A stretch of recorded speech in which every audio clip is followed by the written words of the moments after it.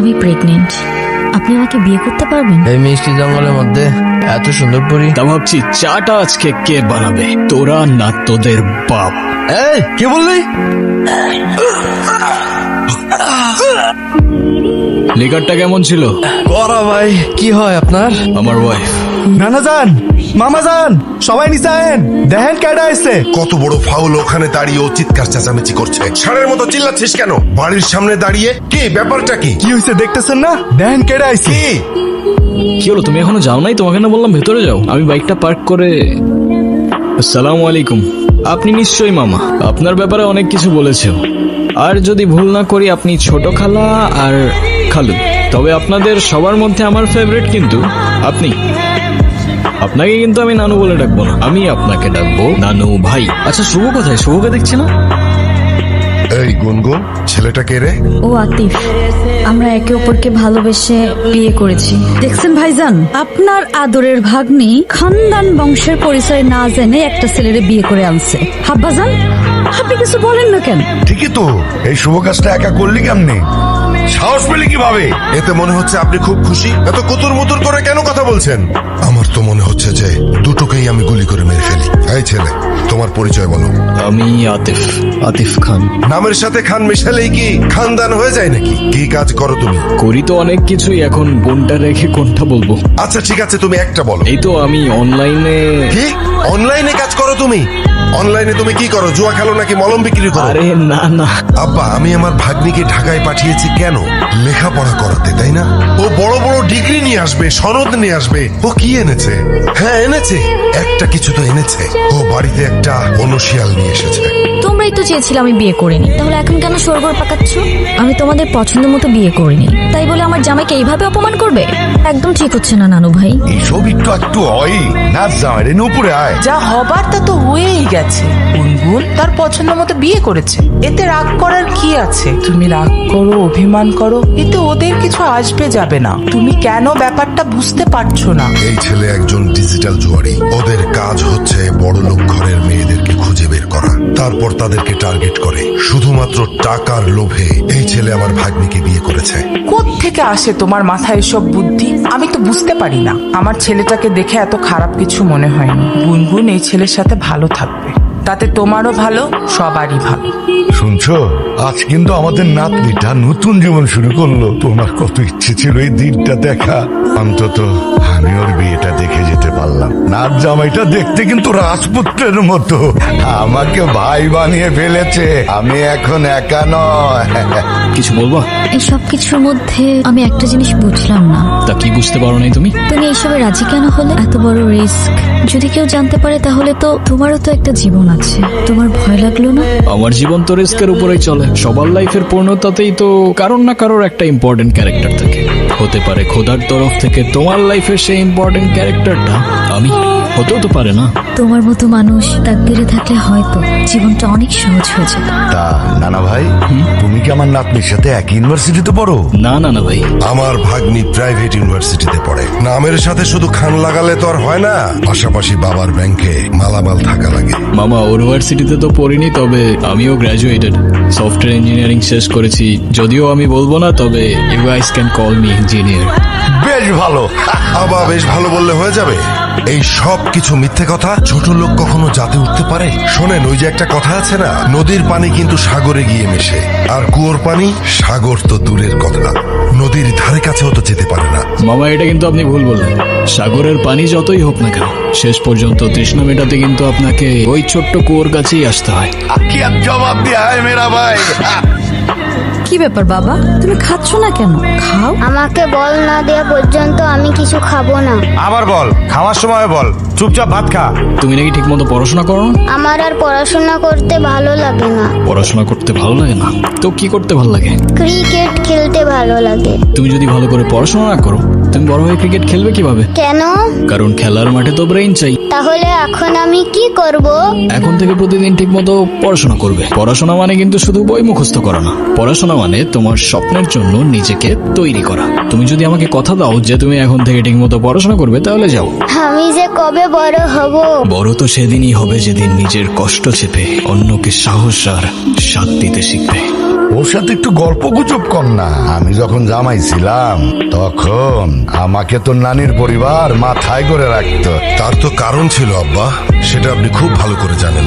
আপনি তো ওর মতো কোনো সাধারণ পরিবার থেকে আসেননি। আমাদের বংশের মান মর্যাদা, ধন সম্পদ, নাম ডাক এসবের একটা ব্যাপার ছিল। আমার না আপনার জন্য খুব আফসোস হচ্ছে মামা। আমি যতদূর বুঝতে পারলাম আপনার কাছে খানদান, প্রপার্টিজ, নাম ডাক এসব কিছু ইম্পর্টেন্ট। আমার ভাগ্নিকে তো বিয়ে করেছো, তা বউকে কি খাওয়াবে? সকাল বেলায় এক বাটি প্রেম আর রাতের বেলায় এক বাটি ভালোবাসা। আরে মামা, আমারই তো বউ, কতটুকুই বা খাবে বলেন? আর তারপরেও যদি কম পড়ে যায়, একজনেরটা না হয় দুজনে ভাগাভাগি করে নেব। যে সমস্ত মানুষের পকেটে টাকা থাকে না, তারা সবসময় এই সমস্ত ফালতু কথা বলে। আপনি যেমন আপনার ভাগ্নিকে একটা লাক্সারিয়াস লাইফস্টাইল দিয়েছেন, সেটা একটা কৃষক কিন্তু তার সন্তানদের দিতে পারে না। তার মানে কি সে তার সন্তানদের ভালোবাসে না? আমি জানি আমার কথাগুলো আপনার মানতে একটু কষ্ট হবে, তবে বিশ্বাস করুন, কৃতজ্ঞতার সম্পর্কের মূল্যতেই থাকে ভালোবাসার পারফেকশন। তোমার পরিবারে কে কে আছে? একটা অ্যাক্সিডেন্টে সবাই চলে যায়, তারপর আমাকে রেখে আসা হয় এতিমখানাতে। সেখান থেকে অবশ্য একজন ভদ্রলোক আমাকে নিয়ে গিয়েছিলেন, বেশ ভালোই বাসতেন আমাকে। তার কিছুদিন পর সেও চলে গেলেন, তবে সাথে থেকে গেল তার রেখে যাওয়া ভ্যালিউজ আর এডুকেশন। আর আমার নিজের একটা রেস্টুরেন্টও আছে। আমি বিশ্বাস করি যে জীবনে টাকা দিয়ে সুখ কেনা যায় না, যদি না সেই সুখ তাকদিরে লেখা থাকে। এটা আমার সবচেয়ে প্রিয় জায়গা। ছোটবেলায় এখানে বসেই আকাশে ঘুড়ি খুঁজতাম, আর যখনই মা বাবার কথা মনে পড়তো একা একা বসেই কাঁদতাম। প্রথমবারের মতো যখন তোমার বাড়িতে ঢুকলাম না, সবাইকে দেখে কেমন যেন অদ্ভুত লাগছিল। অদ্ভুত কেন? কারণ আমি কখনো কল্পনাও করিনি যে একটা বাড়ির ভেতরে ঢুকলে এমন নতুন একটা দুনিয়া খুলে যেতে পারে। তোমার মামা যতই রাগ দেখাক, আমার কেন যেন মনে হয় তোমাকে অনেক ভালোবাসেন উনি। নানু ভাই যখন চোখে চোখ রেখে ভাই বলে ডাকেন, তখন মনে হয় আমি আর একা নেই। আমি তো শুধু অভিনয়ের নামে এসেছিলাম, এখন অভিনয় করতে করতে যে আমি তোমার পরিবারের মায়ায় পড়ে যাব, সেটা আমি বুঝতে পারিনি। একটা ভয় আগুনের মতো করে আমার বুকের মধ্যে চেপে বসে আছে। এই আতিফ ছেলেটাকে আমি যত দেখছি, ততই যেন মনে হচ্ছে ওর চোখে মুখে অনেক কথা আছে, কিন্তু কথাগুলো মুখ দিয়ে বলছে না। ভালো মানুষ চোখেই কথা বলে, মুখে বলে না। আতিফ যদি ভালোও হয়, তবু তো ভয়টা আমার রয়ে গেছে। আমার বোনকে আমি আমার চোখের সামনে নিঃশেষ হয়ে যেতে দেখেছি। গুনগুন যদি সেই একই ভুল করে, এই আতিফ ছেলেটা যদি গুনগুনের বাবার মতো গুনগুনকে ছেড়ে চলে যায়, গুনগুন হয়তো একসময় মেনে নেবে, আমি মানতে পারবো না। আমাদের তো কোনো সন্তান নেই, ওই আমাদের সন্তান। তুমি যদি ভয় থেকে ওকে দূরে সরিয়ে দাও, তাহলে সেই পুরনো ঘটনার আবার পুনরাবৃত্তি হবে। যদি ওকে কাছে টেনে নাও, তাহলে তো এমনও হতে পারে পুরনো ঘটনার আর পুনরাবৃত্তি হবে না। তোমার কথা শুনে এখন মনে হচ্ছে যে ভয়কে জয় করার সময় বোধহয় চলে এসেছে। এই কে আপনি? আমি রাফিজ, গুনগুনের বয়ফ্রেন্ড। ছেলেটা কি বলছে এ সমস্ত? ও ঠিকই বলেছে, আমি গুনগুনের কিছুই না। আমাদের বিয়ে হয়নি, আর এতদিন যা ছিল তার পুরোটাই ড্রামা। গুনগুন রাফিজকে ভালোবাসে। যখন আপনারা গুনগুনের জন্য বিয়ে ঠিক করতে ব্যস্ত ছিলেন, ও কার সঙ্গে ভবিষ্যৎ গড়বে তা খুঁজতে ব্যস্ত ছিলেন, তখন ও লড়ছিল একা। তবুও আপনাকে কিছু বলার সাহস করতে পারেনি, কারণ ও জানে আপনি ভালোবাসায় বিশ্বাস করেন না।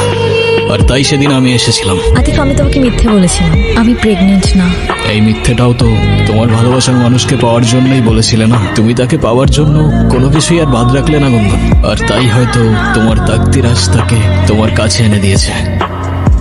আমার জন্য তোমার অনেক কিছুই ফেস করতে হয়েছে। তুমি চায়না থেকে চলে কেন এলে? চায়না গিয়ে এবার কি হয়েছে জানো? আমার নতুন কিছু বায়ারের সঙ্গে পরিচয় হয়। ওরা তো বাংলাদেশে ব্যবসা করতে আগ্রহী, এর জন্য ওরা পার্টনার খুঁজছে। ওদের সঙ্গে যদি আমি ইনভেস্ট করতে পারি, তাহলে আমার ফিউচারের জন্য খুবই উপকার হবে আর কি। তোমার মামার তো অনেক সম্পত্তি, মানে টাকা পয়সা আছে আর কি। তোমার মামা কি তার ভাগ্নিকে খালি হাতে বিয়ে দিবে? তুমি ফিরেছো ঠিকই, কিন্তু ফিরেছো নিজের জন্য, ভালোবাসার নামে নিজের স্বার্থ নিয়ে। কি বলতেছো তুমি এসব? আর এসব কিচ্ছু না। তোমার মুখ থেকে আর একটা শব্দ না। আজ আমার নিজের উপর রাগ হচ্ছে। আমি তোমাকে ভালোবেসেছিলাম। তুমি জানো আমি তোমার জন্য কি কি করেছি? তোমার জন্য আমি আমার ইচ্ছের বিরুদ্ধে গিয়ে আমার ফ্যামিলির সাথে মিথ্যে নাটক করেছি। আর আতিফ, তার তো আমার কাছে কোনো চাওয়া পাওয়া ছিল না, তবু আমার জন্য, আমার সম্মানের জন্য সে এই বাড়িতে এসেছে। যে মানুষটা আমার জন্য এত কিছু স্যাক্রিফাইস করলো, তাকেই আমি মিথ্যা বলেছি, আর সেটাও শুধুমাত্র তোমার জন্য। আর আজ তুমি এসেছো, সাথে করে নিয়ে এসেছো টাকার হিসেব, ব্যবসার প্রজেক্ট। এটা নতুন কিছু না। তুমি যখনই আসো তখন ভালোবাসা নয়, তোমার দরকার নিয়ে আসো। তোমার আতিফের কাছে যাও, তোমার প্রেম ভালোবাসা সব তার সাথেই মানে। একই বাড়িতে থাকো, একই ঘরে থাকো, না জানি কি কি হইছে এর ভেতরে। আমি তোমাকে ভালোবাসি না। তুমি এখন এই মুহূর্তে এখান থেকে চলে যাবা। তুই আজকে যেটা করেছিস একদম ঠিক কাজ করেছিস। আমি না তোকে কোনোদিন বুঝিনি, বুঝবো কি করে, বোঝার চেষ্টাই তো করিনি। তোকে শুধু সুখে রাখতে গিয়ে আমি সবকিছু তোর উপর চাপিয়ে দিয়েছি। সুখ জোর করে আসে না, সুখ তাকদিরে থাকতে হয়। তুই একটু তোর নানুর কাছে যা না, আব্বা খুব ভেঙে পড়েছে। আতিফ বাসা থেকে চলে গেল আর আব্বা কান্নাকাটি শুরু করেছে। তোর নানুর কাছে যা।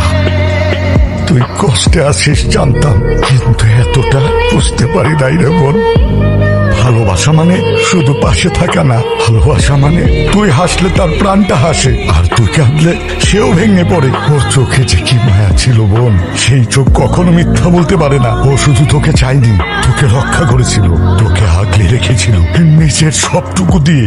আমি ওর সাথে অন্যায় করেছি নানু ভাই। ওর হৃদয়টা আমি ভেঙে দিয়েছি। যে মানুষটা আমার জন্য এত কিছু করলো, তার বিশ্বাসটা আমি হারিয়ে ফেলেছি। ভালোবাসা হারায় না রে বোন, জায়গা বুঝে লুকিয়ে পড়ে। তাকদিরে লেখা থাকলে ওরে ঠিকই পাবি। যা কিছু সত্য তা ফিরে আসে, সময় দিন। তুমি এখানে? আজকে তো আমাকে কারো চোখেই পড়ছে না, অথচ এই মানুষটাই আমাকে দেখেছিল। তার ক্যামেরার লেন্সে নয়, তার হৃদয়ের গভীরে থাকা লেন্সে। সে দেখেছিল এমন ভাবে, যেভাবে দেখা যায় দুপুরের মায়া ভরা রোদ, যেভাবে অনুভব করা যায় না বলা ভালোবাসা। আমি ছিলাম হয়তো তার ফ্রেমের বাইরের কেউ, তবু সে আমায় রেখেছিল তার গল্পে। দেখেছিল এমন ভাবে, যেভাবে দেখে শুধু সেই, যার চোখে ভালোবাসা জন্ম নেয় নিঃশব্দে নিঃস্বার্থে। এই তুমি এই কথাগুলো কিভাবে জানলা? এখন আর এসব জেনেও কি? সে তো তার তাকদিরে লেখা মানুষকে পেয়েই গেছে। আমি তো শুধু একটা ছায়া ছিলাম, আলো তো ছিল অন্য কারোর জন্য। চায়না জিনিস, তাই ভেঙে যাওয়ার আগেই ছুঁড়ে ফেলে দিয়েছি। আমি আমার ক্যামেরায় অনেক কিছু দেখি জানো, আলো, ছায়া, রং, মানুষের মুখ, মুহূর্ত ধরে রাখি ফ্রেমে। তবে আমার সবচেয়ে পছন্দের ছবিটা কখনো আমার ক্যামেরায় তুলে উঠতে পারিনি, কারণ সেই ছবিটা ছিল আমার কল্পনায়। আর তার পাশে হয়তো তোমার ছবি। তুমি যখন আমার ডায়েরিটা পড়েছো, তার মানে আমার ভাঙা স্বপ্নগুলোকেও দেখেছো। তুমি তোমার ক্যামেরায় কত কিছুই না দেখো, কিন্তু তুমি যখন আমার জীবন থেকে চলে গেলে, আমার সব রং হারিয়ে গেল। যে চলে যায় সে হারিয়ে যায় না, যদি তাকদিরে তার জন্য ঠিকানা লেখা থাকে। তোমার তাকদিরে আমি আছি কিনা সেটা আমি জানি না, তবে সেই ছোটবেলা থেকেই একটা জিনিস চাইতাম জানো, একটা ঠিকানা। এখন তুমি যদি বলো আমি তোমার তাকদিরে আছি, তাহলে আমার সেই ঠিকানার নাম হয়ে যাবে তুমি। এখনো যদি না বুঝো, সেই ঠিকানায় আমি দাঁড়িয়ে আছি, তোমার সামনে, তোমার হয়ে। তবে শুধু ভালোবাসার জন্য না, একসাথে বাঁচার জন্য, একটা জীবন গড়ার জন্য। যে ঠিকানায় শুধু তুমি আর আমি। এবার তুমি বলো, আমি তোমার তাকদিরে আছি কি?